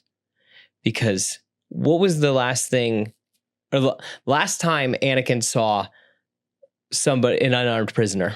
What happened? Yep. He did the wrong thing in his eyes. He beheaded him. Now he's trying to make sure that doesn't happen again, because we had a whole episode about it with his turn and stuff like that. But if you look, he doesn't stab Mace Windu. He chops off his hand. He's just trying to stop him. Yeah. Because he's just trying to, I guess, like, basically immovable object, unstoppable force. So he's just trying to stop the situation. It's Palpatine that takes advantage of that, that quick moment. Yes. But you could also argue, what's the last thing Anakin screams? I need him. Yeah. That's not that, like, well, I mean, yeah, of course, that's his decision. He's using the it's the Jedi code as a crux. No, he's making excuses. But then his last plead, I need him. It's a greedy reason why he's, of course, yes, and that's always what Anakin is about here. He's power hungry. He wants things for himself, and he lies to himself about what he wants. I'm going to borrow a quote from my favorite video essay channel, So Uncivilized. I actually wrote it down. This moment ultimately is the story about how an arrogant religion got a hold of the Messiah and handed him over to the devil. And that's what Mace Windu does. That's what the council does, because instead of taking the chosen one with you to go confront Palpatine, thus giving him all the affirmation that he's been looking for from you and from the Jedi, instead you're like, no, go wait, I'll take care of this. And even though his whole life, he's been told he's the chosen one. Yeah. And so in another fun parallel to Return of the Jedi, who knights Anakin Skywalker for the first time here? Emperor Palpatine. Palpatine, just like he knights Luke Skywalker, which is one of my favorite pieces of little lore, is that, all throughout Return of the Jedi, Empire Strikes Back, Luke's not a Jedi. Yoda makes that clear. Yes. So does Obi-Wan. Who's the first one to call him that? You have failed, Your Highness. I am a Jedi like my father before me. So be it. Jedi. Yeah. And like so many other things, so many other examples, Luke is not his father, and his father is not his son. No. And because Luke had a very different upbringing, because Luke is so much has so much more stout of heart. Well, it's the opposite reaction then happens from Luke when Palpatine knights him versus when Anakin does in this moment. this is very true. And then too, the fact that Anakin was raised by war, essentially. Yeah. And Luke was raised by a loving family. Yes. On a farm. It's very important Yes. for these two characters. Yes. This is, it's an all-timer scene. It's an all-timer moment, and you getting to see Palpatine in his full triumph. Yes. Unlimited power. Gosh. This scene requires so many things to work. Chief among them is Ian's full, just letting loose. Yes. Just taking chewing the scenery. Nothing is left. That scene unchewed. after he's thrown Mace Windu out, he's like, and smiles for a moment. It's just like, dude, this is crazy. And it doesn't feel campy. It feels like your heart drops because you're like, oh my gosh, the devil won. Well, I think too, it's his face now that it's like, it's not funny anymore. Because like before, oh, look at the goofy old man swinging the light sword. Now it's like, oh, his eyes are glowing and he's a monster. And you hear the gravelly voice. It's almost like the dark side itself is speaking. Yes. Henceforth, you shall be known as Darth Vader. That part where he's like, the force is strong with us. Like, it's just like, dude, it's so like, again, ethereal. Yeah. Yeah. Where it's just atmospheric. Well, it really feels like, this is the devil. I mean, I don't think a movie villain has ever captured that quite like this scene does. No, definitely not. Because the only other thing I can kind of like equate it to is like Sauron, but we don't get enough of Sauron. You don't get to see his face. He's more the ethereal version. Yes. Sauron is the idea of the devil. The only thing I guess is like when after Saruman's talked with him in the Palantir, like he's all like hunched over and everything, that it's just like he can't even like stand being on a Skype call with him, essentially. Yeah. Well, again, it's like that is I think how the two handle these Satan figures differently is that Lord of the Rings that's the idea of evil. Yeah. It's what evil is in the abstract. Whereas Star Wars, like, this is the face of the devil. Yes. And what do you do with that? And it's just the voice and the eyes and oh my gosh, this person who used to have this kindly face, now the mask is off because he doesn't need it anymore. Nope. He won. Yes. And then to have the gall, the attempt on my life has left me scarred. Yeah. But it's just like, oh. And he even further manipulates Anakin Skywalker right after this. So after that, he's not even trying to manipulate Anakin anymore. He's like, since the council did not trust you, my young apprentice, you're the only one with no knowledge of this plot. And the Jedi are relentless. Yes, now we must move quickly. Yeah. But they're going to go after the senators next. Yeah, and that's like, if they find out about what's transpired here, they will kill us and all the senators. And like that little line, like that's probably not true. No. It is probably true that they would kill Palpatine, but he stretches it just enough to be like, Anakin, the Jedi are dangerous. You just saw what they tried to do. They're going to do all this. And they wouldn't. Yeah. But there's just enough truth to everything Palpatine says to just nudge Anakin further. Well, and again, it's kind of crazy too, because his next line, every single Jedi is now an enemy of the Republic. Do what must be done. Like, even your friend, Obi-Wan Kenobi. And that's the kindly grandfather again for a moment. He's like, look, I know he's your buddy. Yeah. But he's going to do the same thing. He's not going to stand for this. You got to cap him. It's that simple. Yeah. Well, he didn't even tell him that. He's just like, he's just an enemy. Yeah. I don't think Palpatine wants to pit him against Obi-Wan. Yeah.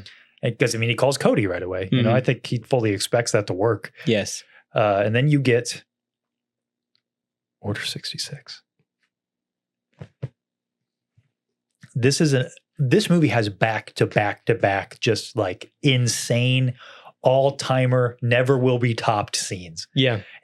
So you immediately follow the creation of Darth Vader in this amazing Faustian agreement where he says, I will do anything you ask. Just help me save Padme's life. And of course, like anytime you meet a demon at a crossroads, there's going to be some caveats. He's like a genie. You're not going to get exactly what you wished for. Evil genie. Exactly. Mm-hmm. And right after that, Order 66. And Yes. this feels like truly the fall of a civilization.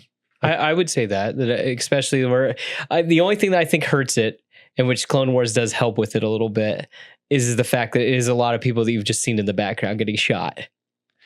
It's people on the council, though, too. Yeah. And I think that's important. Mm-hmm. It's all of these. All the key players are getting hit. Yeah, the keepers of the peace. And Yes. I think it's just to show you like a glimpse of what's happening. Yeah. This is happening galaxy wide. Exactly. Yeah. Another thing briefly about that moment before Order 66 starts and Palpatine is telling Anakin, do what must be done. It cuts one time to one shot of Yoda and that's it. It's just a real quick. Mm-hmm. And I love that just brief moment of showing, the Dark One, Yeah. Because how do you visually show the shadow befall the galaxy? Well, show the avatar of the light. Yeah. Having feel a it reaction. in his soul. Mm-hmm. Just the music here, John Williams is crushing it with Dude. it's haunting. It's It's so good. emotional. It's somber. So good. And it feels like if George had a camera, this is going to sound so pretentious. And I'm sorry. It feels like if George had a camera during the fall of the Third of the Angels, Yeah. That's what this feels like. Well, Like watching that universal scale of like evil one, now what? candles are being put out. And it is interesting. And I know that it's a little morbid, but it's kind of cool that it's like all the different situations that like he caught them at the worst times where it's like, oh yeah, we're going in, we're defending this city. We're going to go liberate these guys. Wait, what if all my soldiers just stop and then just start shooting at me? Yeah, it's the brilliance of the Clone Wars. Yes. It's the perfect Jedi trap. And then they can hide it. Yes. That it's just like, oh, okay, well, yeah, that like you're just all in these crazy situations. Like Ayla Secura is taking a walk with people that she really cares about. Poe Kloon is flying his ship. It's crazy. Yeah. And you just see all of like you said, the candles being snuffed out Yes. across the galaxy. Mm-hmm. It's so heartbreaking. It is. But beautifully, beautifully done. Mm-hmm. So after Order 66, we get Anakin going to Mustafar to wipe out Viceroy Gunray and the other separatist leaders. This is when I said back to back to back to back bangers we get here. We get yet another one where you have Palpatine's speech intercut with Anakin slaughtering the separatists. And John Williams just again going crazy. Yeah. Yes. Like George put out pulled no punches at the end of this. You can have critiques about the opera style in the middle. Maybe you don't like the opening. Maybe you think that should be different. Dude, this last like 40 minutes is awesome. Is on another level. It's true. The vast galactic empire. Yeah. For a safer and secure society. Down to Padme's headdress that looks like the rebellion, symbol. Looks like that symbol. And this is how liberty dies. With thunderous applause. It's excellent. And another subtle way of showing Palpatine's manipulation and lying is that he's promising the galaxy peace and security. Mm-hmm. The last people he did that to, the separatists, are getting wiped out by Darth Vader. It's true. The fact that he is tearfully doing so. Oh, yeah. And just he is mourning his own soul. Yeah. As he's moving through all of these orders by Palpatine, because he just needs to become strong enough in the dark side. Mm-hmm. And there's that one shot, where his saber swings and he's kind of looking at the camera and you just see his mouth open and he's like tears yelping basically. Yeah. He doesn't want to be doing what he's doing. No, it's taking him. Yeah. Because the next time you see him, he just turns and his eyes are yellow and then he turns back. That it's just like he's gone in that moment. What was left of Anakin Skywalker didn't die on the banks of Mustafar. I think it died right there in that control room. I think so. Because even when he goes out to speak to Padme. Yeah, he's putting on a face. He's putting on a facade. He's almost giddy. Yes. I read this, a note that George gave to Hayden was he was playing that somber at first. Mm-hmm. But like I did all these horrible things, but George is like, no, you are taken with your new power. Yeah. You are happy about what you did. Yeah. You think that you can do anything. Yeah. At this point. I can overthrow the Chancellor. Mm-hmm. And we could rule the galaxy together, make things the way we want them to be. Yeah. It calls right back to that scene in Attack of the Clones, you know? It's real weird too that like she says that only all she wants is his love. And he's like, love won't save you.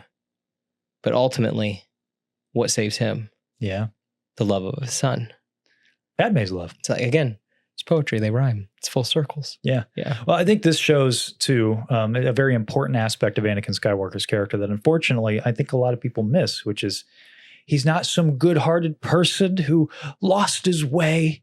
No, he lets himself fully be taken by his lust for power. I mean, Obi-Wan says it, and I think Anakin's the villain in this moment. What definitely. he says is not true. Listen to Obi-Wan. Obi-Wan's like, you've allowed this Dark Lord to twist your mind until now you become the very thing you swore to destroy. He's absolutely right. Yeah. He has let him do that. And Anakin has become something completely different. And yeah, a lot of blame can be put on Palpatine. A lot of blame can be put on the Jedi. But ultimately, Anakin's the one who made the choice. He did. He's the one who chose to choke his wife. It's that self-fulfilling prophecy. Why did he do this? To save her, supposedly. And what's he do? He ends up destroying her. Yeah. With this newfound power. The demon at the crossroads. Yes. That is the most crucial moment of Anakin's fall for the audience. We have to understand that at the end of this, it's not about her. It's not why Anakin falls. Maybe the catalyst, he's always been power hungry. To use a harsh term, he's always been in slavery in some form. Yeah. And unfortunately, he is barreling towards the worst kind of slavery. Yeah. Well, it's the ultimate embrace of the dark side because of his attachment. And like Yoda gives him the advice earlier, like trade yourself to let go of everything you fear to lose. And it's the right advice, but it's kind of the wrong time. It's also the natural thing to do. Yeah. Yeah. But with him embracing the dark side and these promises of these unnatural things being able to keep people alive. Yeah. Playing God. Yes, exactly. And it's always been that power that has tantalized Anakin Skywalker. And he may wear a mask just like Palpatine to suggest that he's doing it, to do the right thing. But really, he just wants to be a god because he's the chosen one. And he wants to say, and there's layers to it. Of course, he wants to save his wife, obviously, But this all builds to the walking in the circle. Don't lecture me, Obi-Wan. And we're about to throw down in the Battle of the Heroes. And once again, we said one after another. Well, how about another one? It's the thing that we've waited like 20 years for. That one little line. A young apprentice of mine, he betrayed and murdered your father. We're about to see it. We're about to see it happen in real time. The good man that was Anakin Skywalker was destroyed. And this is where we see it. Yes. I think we have to just take a moment to appreciate and gush a little bit about the Battle of the Heroes because it fires on all cylinders. It's lightsaber fighting at its finest. Let's be honest. I mean, there's just this weird stalemate between them. And you're just like, okay. Two sides of the same warrior. I've heard that said. Yes. Where it just, again, you're just anticipating as an audience member where it's like, okay, where's it going to happen? It's got to happen. I mean, you're just kind of on the edge of your seat. And, it is the longest sword fight in movie history, isn't it? I think so. I don't think it's ever been topped. Yeah, I think so. Just in lengthwise. It's also juxtaposed with Yoda versus Palpatine. Another amazing fight. Yes. And it's really interesting how we get two looks. We get the macro level about what just happened to the galaxy, the final stand of light versus dark. With the literal Senate falling apart. Yes. I mean, the visual, like... He threw the Senate at him. The whole Senate. Yeah. The visual metaphor is just on another level. Yes. I mean, what George is doing here, like that, there's your macro level. We're literally seeing it from a bird's eye view. Yeah. The final stand of the light versus the dark. Now we're juxtaposing it to a very micro level. What does it look like when you forfeit your soul and you give in to the devil and into the temptation? Yeah. Battle for the Galaxy, the Battle for Anakin's soul. We're going back and forth. And I was going to say, again, look at the locations of each fight. The battle that is going on within them is reflected in their battlefield. Yeah. I mean, it's crazy. It's literally, they're fighting in hell. And it's exactly. Yes. Like, Obi-Wan descends into hell to try to rescue his brother, to pull him back out. Like, what is it? Oedipus? Is that, or Orpheus? I don't remember what Greek hero does this. Oedipus is not that's the one where he marries his mom. That's not that one. Yeah. So is it Orpheus? We could say, Castiel, gripped Dean tightly and pulled him for perdition. Oh, yeah, that one. Yeah. But I mean, the imagery though is from Paradise Lost, that one picture of the devil. Yeah, even devil has tears in his eyes. That was inspired by that Paradise Lost poem. So it's crazy. This is another point where I'm struggling to even find words, because it's what George does here. It's in reason it's such a timeless tale is because how it speaks to the deepest and most fundamental aspects of our morality. We're all tempted by sin. We might not be tempted on such a deep level as Anakin Skywalker, where we're going to, commit essentially a genocide against our own people. Yeah. Most of us are not going to be faced with such a choice. Yeah, but we are faced every day with temptations and little moments where we allow the light within ourselves to be snuffed out. And also, I mean, you got to start thinking about too, like, what are you willing to do for your loved ones? How far would you go? Yeah. To save your loved ones? How much are you willing to change if it meant to save your loved ones? Like I think that no matter where you're at in life, you can ask these questions and it can change compared to who you've surrounded yourself with or what point you are in your life. How far do you let yourself go in pursuit of your own ambition? Yeah. The Battle of the Heroes, it's amazing choreography. I mean, they trained so long on it. The performances, you get to see in their faces what's happening. Mm-hmm. And again, when we come back to Yoda and Palpatine, we see how evil can truly take a civilization. And that transcends anything. Oh, yeah. Like, that transcends politics. It transcends world events. Like, this is something it's spiritual. Oh, yeah. I was going to say that you can be the wrong person could be gripped with evil, if you will, and then those intentions can find their way through. And unfortunately, depending on who you are, it does affect literally everyone around you. And certain people have a very, very far reach. So, like Palpatine, for example, huge reach. Yeah. And I love too the fact that Palpatine's just evil. He's not tragic. Yes. It's just, he's evil. It's important. It is very important. I think that's something that we lost. The world's gray.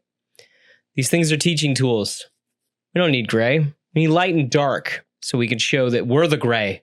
So we need to see the extremes of both. Exactly. That's very important. That's why Palpatine is so brilliant. Is you need to know what the devil looks like. And we get to see this in kind of a fun, entertaining way. Yeah. As we've said many times, like, Palpatine is the devil. Yeah. And the devil's evil. And we need to be able to see the devil doesn't come back in the end. No. The devil doesn't, he doesn't come from sympathetic origins. Mm-mm. He's just bad. And we need to know that. It's an important thing. Yeah.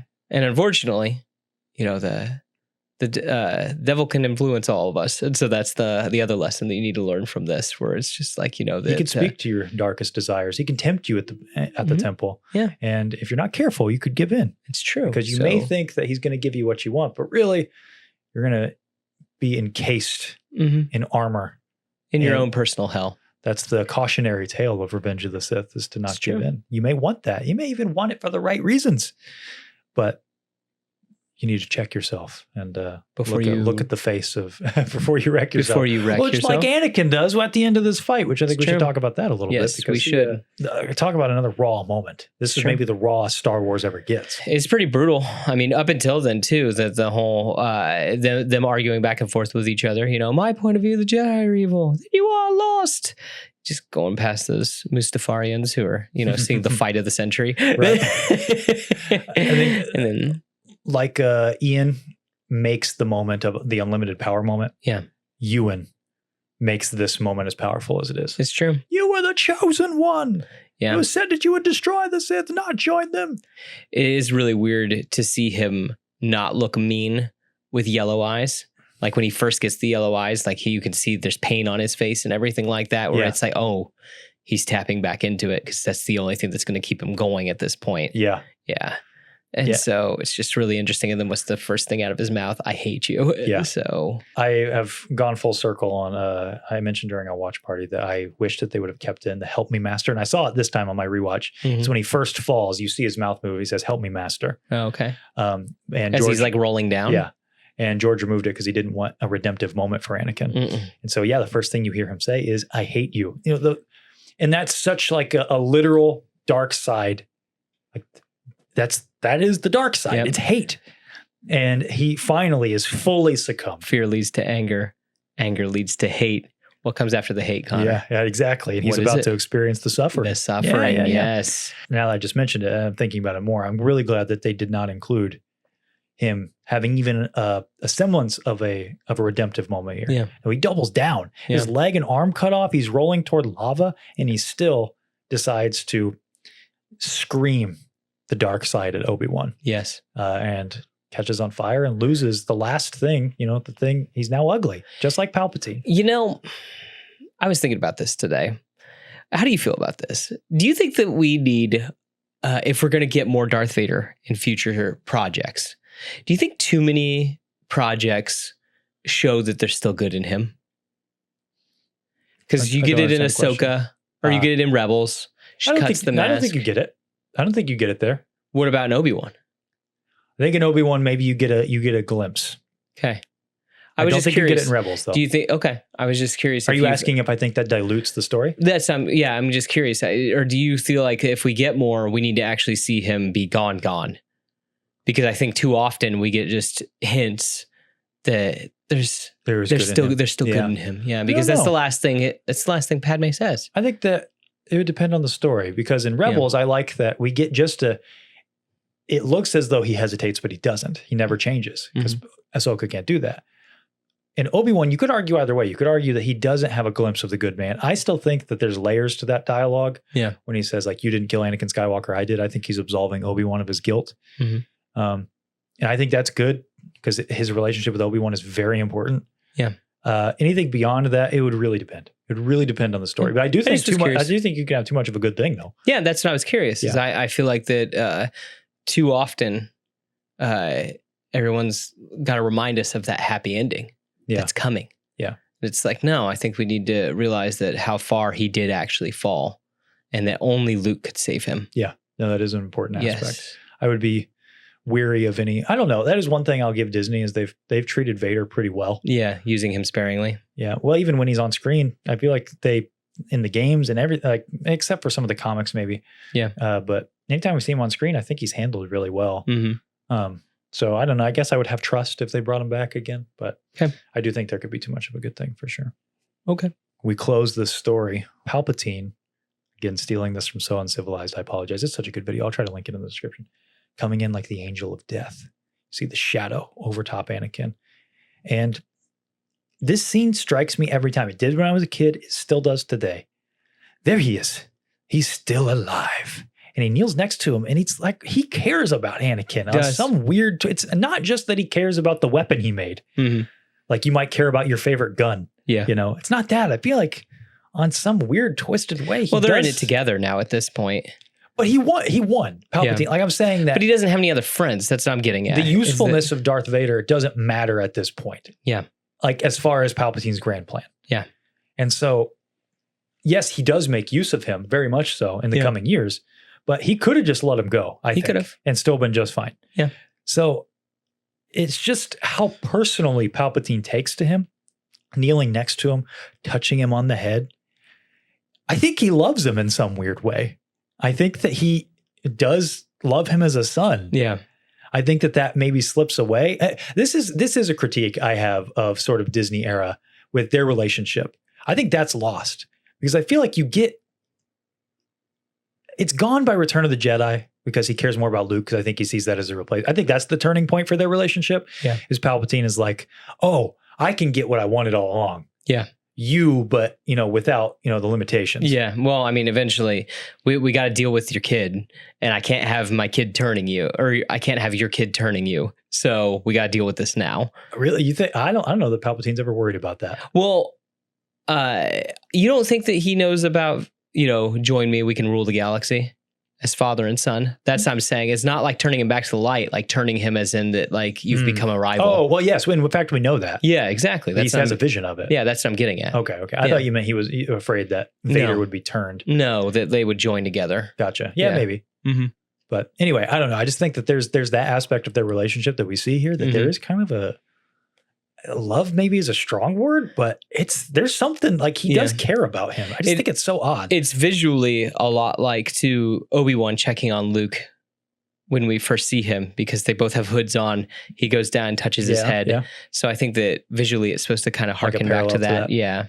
Just interesting. It's something that always strikes me when I watch it. I don't know what to make of it. I don't know what I go through a lot of different thought processes about what that means, but it's just so interesting to me that this evil character does kind of love our main character in a just weird, twisted way, even after he has no more use of him. Yeah. Just so interesting. Warrior trained, gone he is, consumed by Darth Vader. The epilogue. The moment where we see the rise and creation of Darth Vader, the birth of the twins, and the Death Star being created. It's all a bunch of interesting things for sure. Well, getting things set up perfectly for A New Hope. I want to first talk about the birth of the twins and the creation of the build of Darth Vader. Yeah. This is my favorite scene in the movie. Really? 100%. It's just it's the capstone of every brilliant thing that was just done in the last 40 minutes of the movie. Mm-hmm. I could not think of a better way. Like, if I could create a headcanon of how I would have thought Darth Vader was created, it's almost like, you go into this movie, you want to see that. You're ready for it. You can't wait. Oh my gosh, I can't wait to see Darth Vader. By the time we get it though, You're like, did I really want to see this? yeah, you don't want to see it. Yeah. It's sad. Mm-hmm. You're seeing this man and speaking in a voice you've never heard. Yep. You have heard, but in a voice you don't recognize. You're seeing him stumble off with this armor that doesn't fit him. Yeah. And it's a really sad place to leave our hero. The ending of this movie gives us some familiar iconography with the Vader. I mean, because I would think if all you've seen is 4, 5, and 6, 1 and 2 have got to be pretty jarring, really. There's not a lot of consistent iconography through those movies. But this is like our first real tangible piece of it. Yeah. And then it's like, wait, he's not the scary guy that was in the other movies. He's asking about his wife. That's the first thing out of his mouth. It's kind of sad. Yeah. Yeah. Right? Yeah. You can, and again, this is a testament to just the filmmakers and then Anakin or Hayden inside the suit.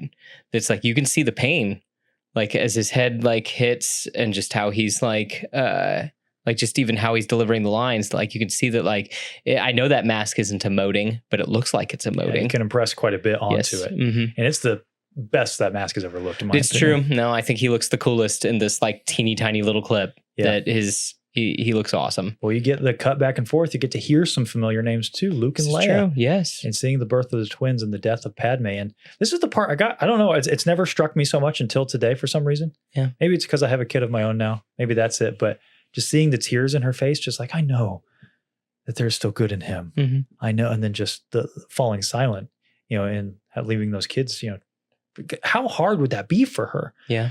Did you hear in the original draft of it, she was going to live? Yeah. She was going to live on Alderaan for a little while. Like a few years. Yeah. Yes. But George didn't want her to die between movies, basically. And it makes sense that it's not just that her husband is gone. Everything she fought for is gone. Everything's gone. Completely loses her, like the droid says, loses her will to live. She doesn't die from sadness. That's such an oversimplification. Mm-hmm. It's not what happens. She dies because, and I've come around. On our watch party, I said that I thought that Palpatine was siphoning her life. Yeah. I don't think so. I think that I think that this is the sadder reality. Yeah. That Anakin killed her. Mm-hmm. She already was so stressed, and so emotionally burdened by what's going on with Anakin and what's going on with the Republic. And now to add on, you're choking her life out. Yes. That's going to just, I imagine that she just doesn't have it in her anymore. We're both married. I would like to, I assume my wife is my person, if that makes sense. Yeah. I assume that your wife is your person, that like, if you were hurt that bad by your person, I think that it'd be a little tough to keep going to. And you see that's the thing. It's called broken heart syndrome. Yeah. Older couples in particular. You see that a lot, all the time. Yeah. I don't think it's unrealistic that she dies the way that she dies. And it adds to the tragedy. Arwen died of a broken heart as well. Yeah. Yes, because Aragorn dies. Yes. And then that she wanders for a while and then she dies of a broken heart. Yeah. So, but then the movie doesn't end us on that note. No. We do get Because- the moment of seeing Well, she dies of a broken heart, but what does she do before she dies? gives birth to their twins, passing her love on. It's true. And with those new twins, what do we get for the galaxy? A new hope. A new hope. It puts the final beat, the final word on the biblical narrative here that's going on. That despite this grand cautionary tale about the fall and temptation and how a civilization can lose itself to the devil, there's a boy out there in the desert, though. And that tiny little bit of love that's out there, let's not forget about the one in Alderaan either. Yeah. That can really turn things around. It's true. And Yoda, also in the book, says how they're gonna train these kids the way that they should have trained all of the Jedi. Yeah. I think that there's even When they're ready. When they're ready, Yeah. because they're gonna let them wait, Yep. because that's how it should have been done. As you said earlier, the Jedi have been fighting for an opponent, or have been training for an opponent for thousands of years. Well, this is a different opponent, so they need to train or change up their tactics. Yeah. So he's changing up his tactics. I think that there's that, but also Yoda, I think, understands part of his failure is not letting these kids be loved. Yeah. And what did Palpatine give Anakin? And even in his twisted own way, gave him love and affirmation. Yeah. And so the kids need that too before they're ready to be trained as weapons. Yeah. But we do end on that very important note that despite all of this tragedy, there is a new hope. There is. And that concludes this incredible movie. And I want to end our conversation how this movie has really affected you in the last 20 years. Does it have the same impact now that it did 20 years ago? Is it more? Is it less? What does this movie mean to you, Seth? So this movie came at a really interesting time in my life. So as I said earlier, I was in high school, going into senior year, and it's interesting. This movie's kind of all about endings and new beginnings, but that juxtaposed to the idea of high school, with high school ending and then new beginnings with college. And so I think this is when too that I really started getting into filmmaking. And so this movie kind of came along with a lot of ideas that kind of stuck with me. That it's because of the filmmaking, and I think I met you, which ultimately this came from that. I think too that this movie helped also kind of solidify my love for Star Wars. That it was during this time that it was nah, this is going to stay with me. Star Wars can be one of my, I have a couple things. Yeah, Star Wars can be one of my. Is it every guy has 7 things? Oh, I didn't know that. I didn't realize it was that many. Yeah. But just that idea of, juxtapose this idea where it's as Obi-Wan says, taking your first steps into a larger world. I was doing that going into college. So I think this movie kind of represents that time for me. And then I think also kind of also represents the idea of just these kind of foundational core ideas that have stuck with me, where it was okay, this is going to be the person that that I want to be. Because I'll be honest, I don't always like myself. So I think before this movie, though, I really didn't like myself, if that makes sense. Because I think that during high school, often your developmental years, you really struggle with who you're going to be.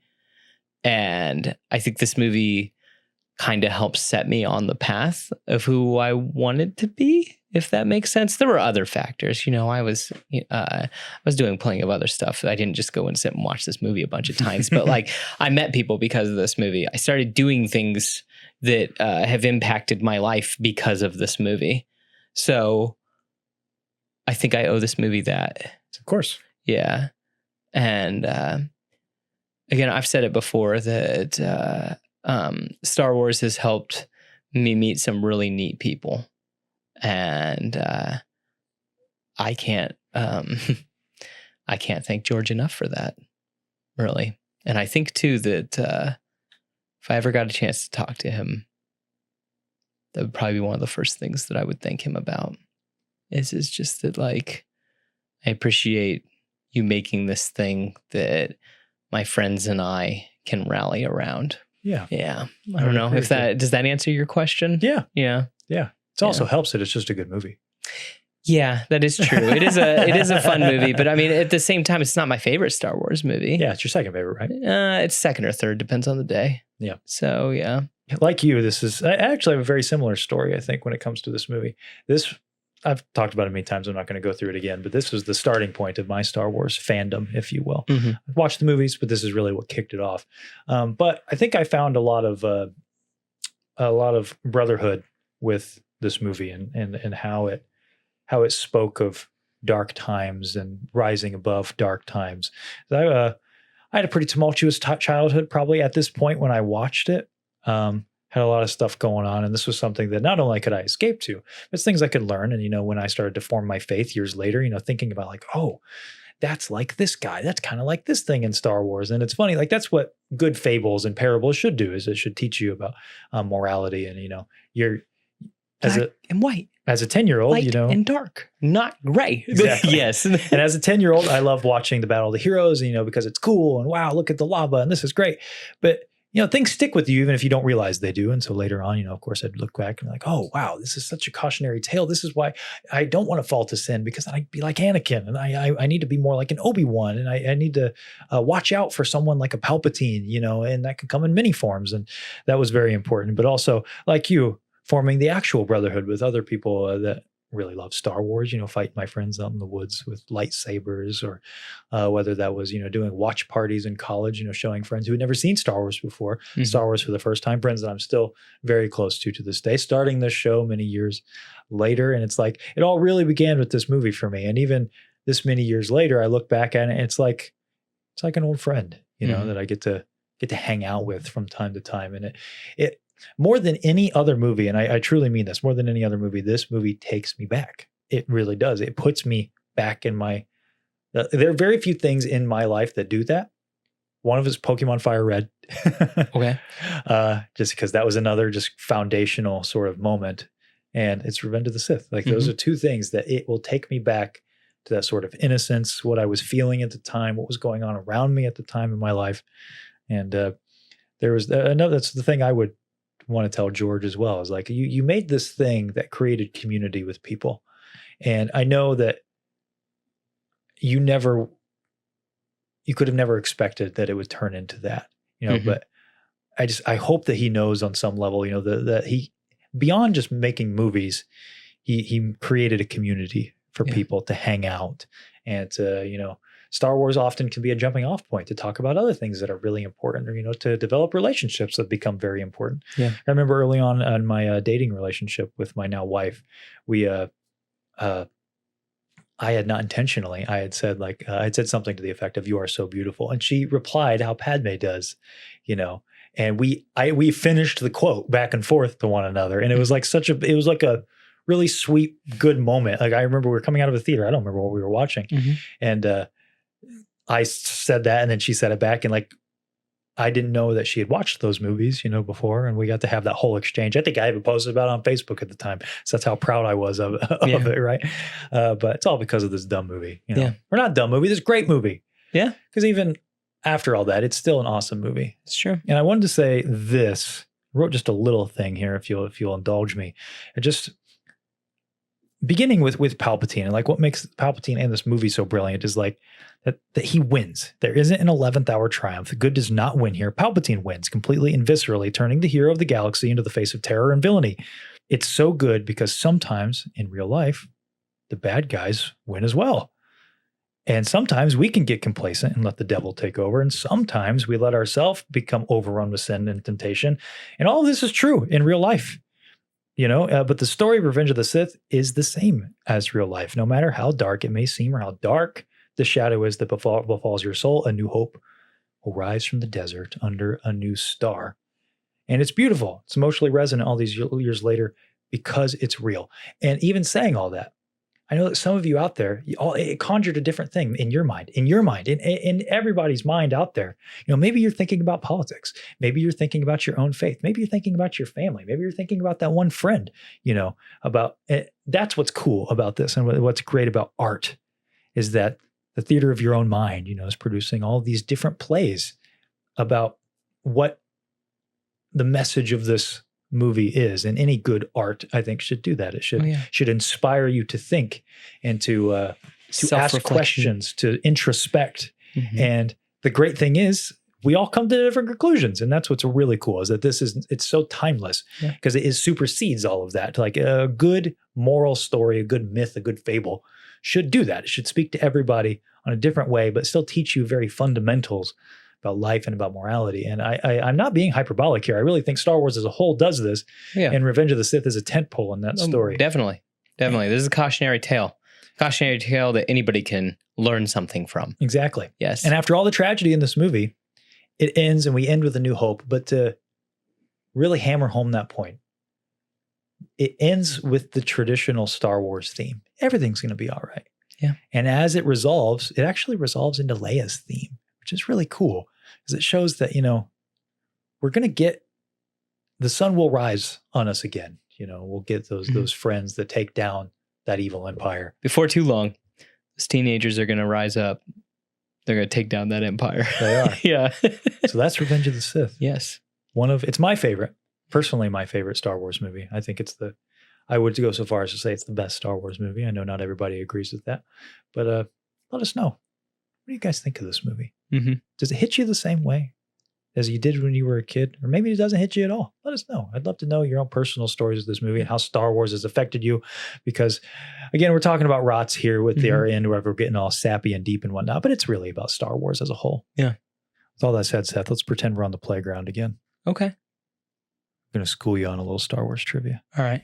What Sith Lord was assassinated by the apprentice he schooled in the secrets of creating life? Did you ever hear the legend of Darth Plagueis the Wise? It's not a tale the Jedi would tell you.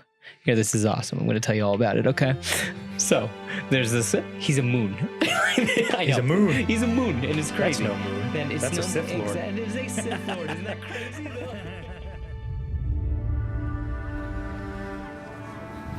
Hey, man. Hello. Did I miss anything? Just a weird M&M's commercial about the dark side. That's about it. Gotcha. Well, you'll have that. Yeah, the King didn't show up this time. No Burger King commercials. My goodness, thank you. Thank you. Hey, he's too scary. Yeah. He is too scary. I'm excited to watch this. How about you? Yeah. Oh, yeah, totally. I mean, I feel like that this is kind of like what you said. I think this is what George intended Star Wars always to be. Yeah, it really defined an era, I think, for a lot of people. Really defined a lot of people's childhoods. Yes. It means a lot to me. I get weirdly emotional watching this movie. Yeah. Has that ability to kind of capture childhood. Yeah. But more than anything, sitting here, watching these screens, just takes me back. Speaking of taking you back. Got batteries. We gonna do this? Yeah, it's on? of course it is. I think it's on. All right, here, give me an Obi-Annie. Let's see what you got.